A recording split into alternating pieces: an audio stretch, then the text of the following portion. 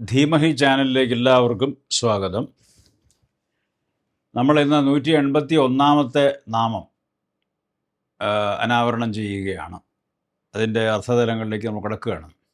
181 മൃത്യുമഥനി എന്ന് പറയുന്ന ദേവിയുടെ നാമത്തിലേക്കാണ് നമ്മൾ പ്രവേശിക്കുന്നത്. മൃത്യുമഥനി, മൃത്യു എന്ന് പറഞ്ഞാൽ അറിയാമല്ലോ, മരണത്തെ തന്നെ മഥിക്കുന്നവൾ എന്നുള്ള അർത്ഥത്തിലാണ് ഈ മൃത്യുമഥനി എന്ന് പറയുന്ന വാക്ക് ഉപയോഗിച്ചേക്കുന്നത്. യമൻ അഥവാ ധർമ്മരാജാവ് ഇത് കഠോപനിഷത്തിൽ വ്യക്തമാക്കുന്നുണ്ട്. അതായത് ഒരു സത്യമാണ് അദ്ദേഹം പറയുന്നത്. അതായത് യമൻ എന്ന് പറയുന്ന സ്ഥാനം യോഗ്യത കൊണ്ട് നേടേണ്ടതാണ് എന്നാണ് യമൻ്റെ അഭിപ്രായം. ജാനാമ്യഹം ശേവധിരിത്യനിത്യം നഹ്യധ്രുവൈഹി പ്രാപ്യതേ ഹി ധ്രുവം തത് നതോമയ നാചികേതശ്ചിതോഗ്നി അനിത്യൈർ ദ്രവ്യൈ പ്രാപ്തവാൻ അസ്മി നിത്യം എന്ന് പറയുന്ന കഠോപനിഷത്തിലെ ഒരു ശ്ലോകം. അതിൽ യമൻ അത് വളരെ വ്യക്തമായിട്ട് പറയുന്നുണ്ട്. അതായത് യമൻ എന്ന് പറയുന്ന സ്ഥാനത്തിന് യോഗ്യതയുണ്ട്. ആ യോഗ്യത എന്ന് പറയുന്നത് ആ യോഗ്യത കൊണ്ട് മാത്രമാണ് യമൻ എന്ന് പറയുന്ന വളരെ ഉന്നതമായിട്ടുള്ള സ്ഥാനം നമ്മൾ നേടുന്നത് എന്നർത്ഥം. അപ്പോൾ അങ്ങനെ പറയുകയാണെങ്കിൽ ഒരു പ്രത്യേക ക്വാളിറ്റി അല്ലെങ്കിൽ എന്തെങ്കിലും ഒരു പ്രത്യേക തരത്തിലുള്ള സവിശേഷത കൊണ്ട് നേടുന്ന സ്ഥാനം എന്ന് പറയുന്നത് അനിത്യമാണ്. അതൊരിക്കലും നിലനിൽക്കുന്നതല്ല, ഒരിക്കലും നിലനിൽക്കുകയില്ല എന്നുള്ളതാണ്. അപ്പോൾ അത് നശ്വരതയെ പ്രാപിക്കുന്നു എന്നാണ്. അനശ്വരതയല്ല, നശ്വരതയെ പ്രാപിക്കുന്നു എന്നുള്ളതാണ് എൻ്റെ അർത്ഥം. അതേപോലെ ആ യമൻ എന്ന് പറയുന്നത് മരണത്തെ നിർണയിക്കുന്ന മഹാശക്തിയാണ്, അനിഷേധ്യമായിട്ടുള്ള ശക്തിയാണ്. അപ്പോൾ ആ അനിഷേധ്യമായിട്ടുള്ള യമനെന്ന് പറയുന്ന ശക്തിയെപ്പോലും നിഷേധിക്കാനും മാറ്റിമറിക്കാനും കെൽപ്പുള്ള ആളാണ് സാക്ഷാൽ ശ്രീദേവി അല്ലെങ്കിൽ സാക്ഷാൽ ലളിതാ പരമേശ്വരി എന്ന അർത്ഥം. അപ്പോൾ എന്ത് വേണമെന്ന് വെച്ച് കഴിഞ്ഞാൽ മരണത്തെ മാറ്റിമറിക്കാൻ അല്ലെങ്കിൽ മരണത്തിന് അധികാരിയായിട്ടുള്ള യമനെ മാറ്റിമറിക്കാൻ, യമനെ മാറ്റിയിട്ട് അതിന് പകരമായിട്ട് വേറെ ആരെങ്കിലും അവിടെ സ്ഥാപിക്കാൻ അല്ലെങ്കിൽ പുനഃസ്ഥാപിക്കാൻ, റീപ്ലേസ് ചെയ്യാനായിട്ടുള്ള ശക്തി, അനിഷേധ്യമായിട്ടുള്ള ഒരു വലിയ ശക്തി ഉള്ള ആളാണ് ദേവി എന്നാണ് അർത്ഥം. അപ്പോൾ ദേവിക്ക് ഇതൊന്നും ഒരു പ്രശ്നമല്ല.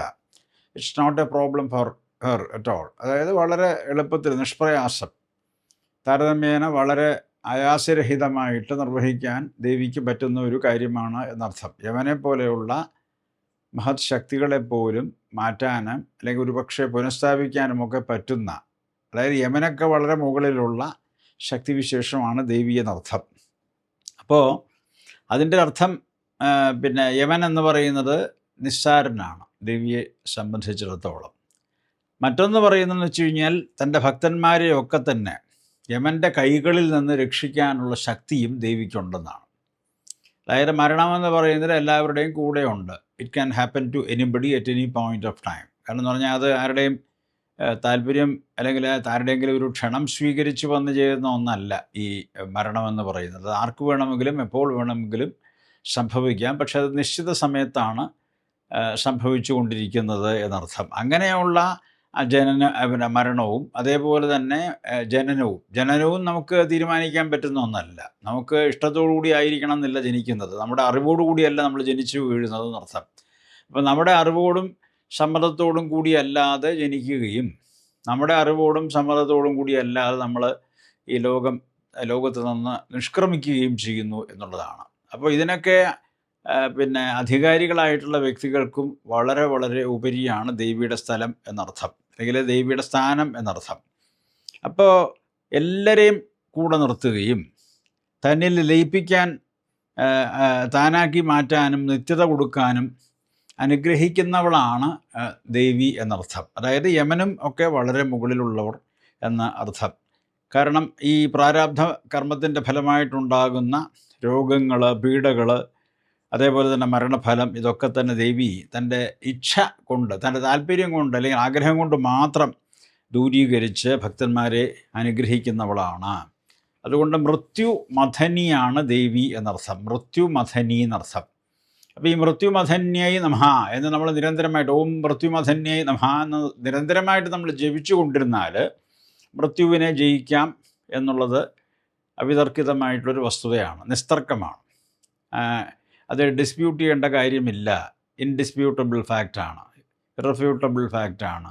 Because if you continuously chant the name of the universal goddess or the universal mother, you will be saved from all the diseases, all the problems affecting your mind, intellect and maybe emotions or physical body. എല്ലാം സർവ്വവിധത്തിലുള്ള പ്രയാസങ്ങളും ശമിപ്പിക്കാൻ പര്യാപ്തമായിട്ടുള്ള സിദ്ധൌഷധമാണ് ദേവിയുടെ നാമം എന്നർത്ഥം. അപ്പോൾ അതുകൊണ്ട് പിന്നെ മൃത്യുമഥനി എന്ന് പറയുന്ന ആ നാമത്തെ, 181 നാമത്തെ നമ്മൾ വളരെ ഭക്തിപുരസ്സരം മന്ത്രരൂപത്തിൽ ഭജിച്ചു കൊണ്ടിരുന്നാൽ തീർച്ചയായിട്ടും നമുക്ക് ഒരു പ്രൊട്ടക്ഷൻ ഉണ്ടാവും. അതുകൊണ്ട് നിരന്തരമായിട്ട് ചൊല്ലിക്കൊണ്ടിരിക്കുക എന്നാണ് എനിക്ക് പറയാനുള്ളത്.